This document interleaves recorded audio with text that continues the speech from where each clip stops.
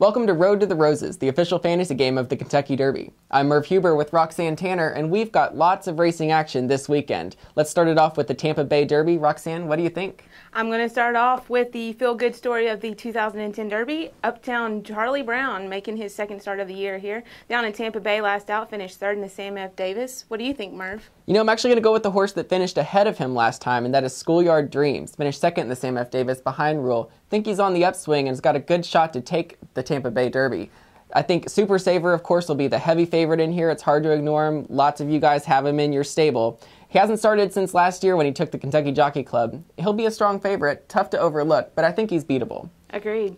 Another good race coming up this weekend is the San Felipe from Santa Anita. I found this race to be very challenging to look at. Lots of horses you could make a case for. Who did you land on? I landed on Caracatado, the undefeated starter in the field. Looks to continue that streak in this race, and I look for a big effort from him once again. What a Cinderella story he is. Undefeated, beating all comers. You know, I landed on Sydney's Candy, who was a runaway winner of the San Vicente last time sprinting. He's never been a root of ground, but I've seen nothing in his pedigree that suggests that he won't be able to go a distance.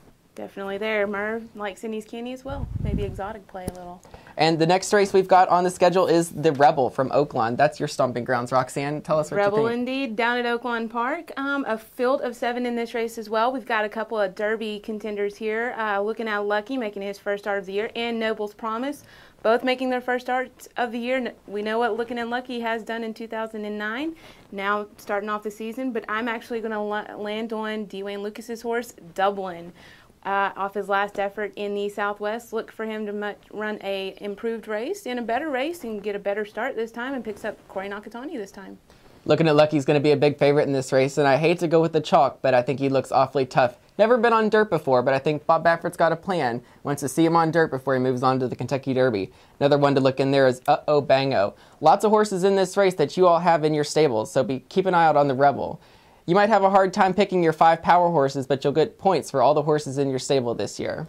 Also, don't forget to join us for the Bristnet.com chat, 7 to 9 every Friday. This week's special guest is Churchill Downs Vice President John Asher.